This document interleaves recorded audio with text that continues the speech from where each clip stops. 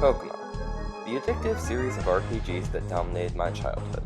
And with the latest entry, Pokemon Omega Ruby and Alpha Sapphire coming out soon, I thought I would pay homage to the series and count down my top 15 favorite Pokemon. Keep in mind that I'm not ranking these Pokemon by tier lists or anything. Usefulness in battle is a consideration, but there are other factors that go into this. So, with that out of the way, let's get started.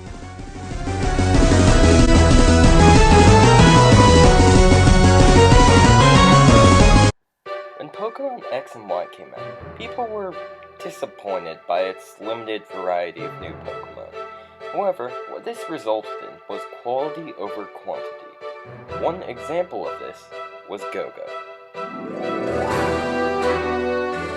Go-Go is one of the first Pokemon to be revealed for X and Y, and it lived up to the hype. Go-Go is an excellent physical grass type, kind of like Tangrowth, but not completely overshadowed by its pre-evolution. What makes Go-Go great is its move pool. It has moves like Horn-Leech, Synthesis, and Leech Seed that all benefit its bulk, while still having moves like Leaf Blade, Bulk Up, and Earthquake to complement its offenses. However, what really made me love Go-Go was its ability, Sap Sipper. This makes Go-Go immune to all grass attacks, while also having them raise its attack stat. This thing is an utter troll at the grass gym in Kalos.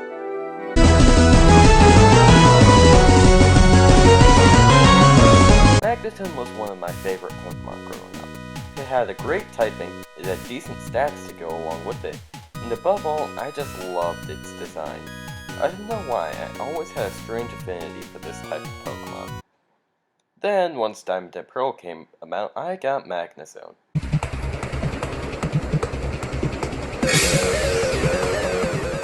Magnezone is an awesome Pokemon both offensively and defensively. Offensively, it has the highest special attack of all non-legendary electric types, plus Steel and Electric give it good offensive coverage. Defensively, Magnezone is also amazing. It has some great defensive stats, and is tied for the most resistances and immunities of any Pokemon. It may lack recovery moves, but it's not meant to wall. Magnezone can switch in on the toughest of blows and then respond with a Stab Thunderbolt or Flash Cannon. All in all, Magnezone is a tough flying fighting machine, and it's my number 14.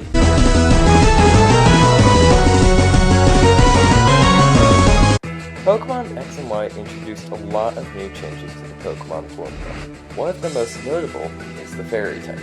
I really like its introduction, as it added a lot more balance to the dragon-heavy meta of Gen 5. However, I'm not really a fan of the Pokemon they gave it to. Or just and Sylveon are okay. Carbink? Meh. Oh god, keep it away! However, there was a light at the end of the tunnel. A beacon to Game Freak as to what fairy types should be. Xerneas.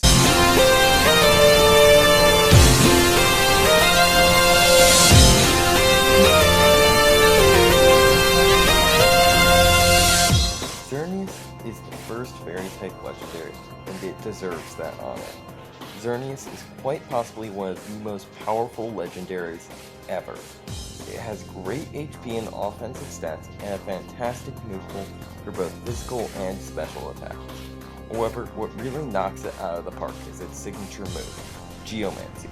This is a 2-turn attack that temporarily doubles Xerneas' special attack, special defense, and speed. Given the fact that you can reduce it to a 1-turn attack with a power nerf, and Xerneas becomes a downright bulldozer. There's a reason the Rainbow Gears and Ubers, people. He's that good.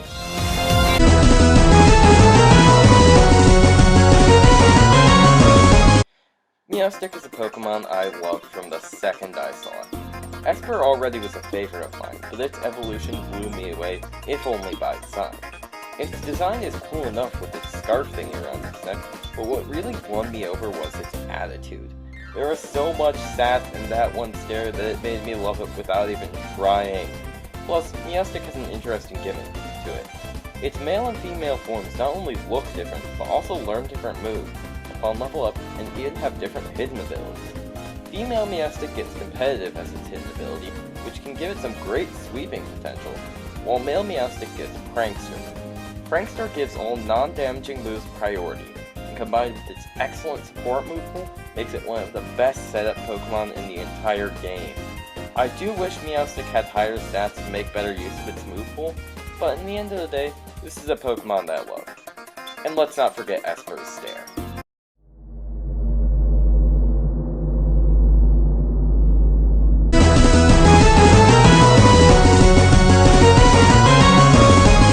Dear God, Metagross is awesome.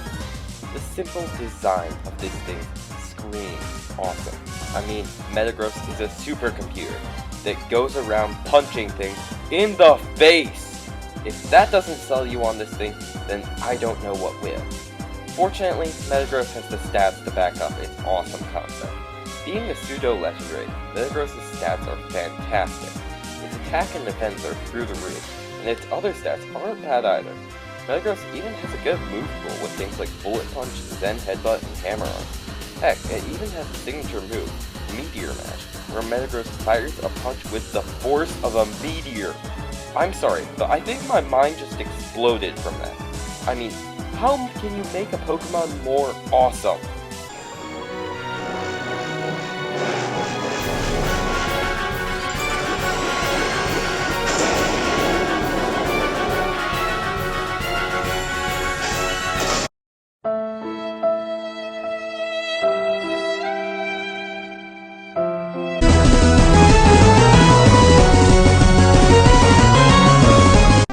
What? Okay, Sigilyph is in my top 10. There's just something about this crazy thing that makes me love it. First off, I like its design. It makes absolutely no sense, and I love it. Its stats are decent and well-rounded, but what really makes me love it are its ability and move pool. It's perfectly suited to make it a fantastic wall.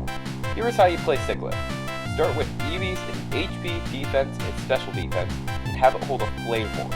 Its ability Magic Guard grants it immunity to all non-attack damage, so the Flame Ward will not hurt you, but it will also make you immune to status effects. Then make its move pool Cosmic Power, Psycho Shift, Stored Power, and Roost. In a match, spam Cosmic Power until you have some solid defenses, and then use Psycho Shift to start burning all of the opposing physical attackers. Once you are at max defenses, you can use Stored Power to wreck the opposing team. Finally, Roost provides a solid recovery move if you ever get below power. This setup may not seem threatening, but trust me, underestimating Sigilyph can cost you the game. This crazy bird will blow through your entire team, and then leisurely stroll into my top 10.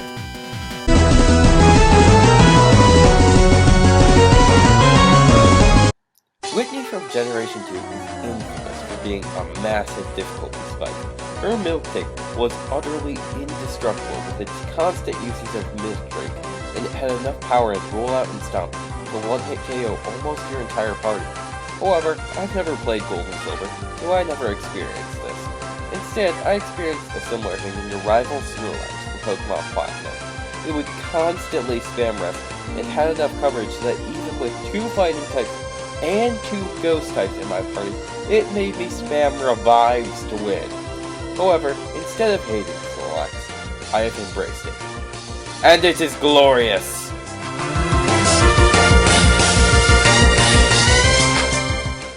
Snorlax is just a fun Pokemon to use. It has high HP, special defense, and attack.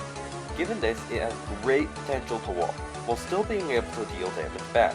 It has an incredibly diverse move pool, with things like Rest, Sleep Talk, and Curse that help it wall hits, while offensive moves like Return, Crunch, and Earthquake give it amazing coverage.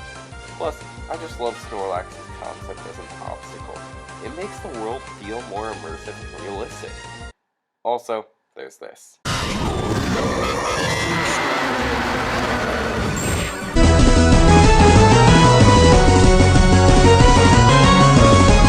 I'm sure a lot of you are wondering which version I'm going to get. Omega Ruby or Alpha Sapphire? Well, here's my answer.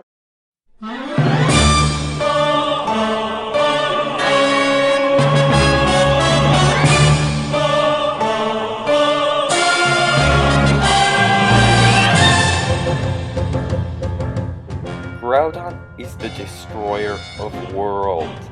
He is an absolute monster. With base 150 attack, and one of the best offensive typings in the game, Groudon is an offensive sweeper that will rip through teams. Plus, it has a move pool to go with it, combining ground, rock, fire, dragon, and even grass moves. Groudon has lots of coverage. Plus, now let's talk about the elephant in the room, Omega Groudon. Say hello to the new king of Ubers, my friends. When Groudon goes primal, he gains the fire typing, and an immunity to water. Plus, it now has a usable special attack, so Solar Beam will now destroy everything, and most importantly, it doesn't even count as a Mega. Seriously, some people are even considering creating a new tier above Ubers for this thing. Although, Omega Groudon's only weakness does seem a bit ironic.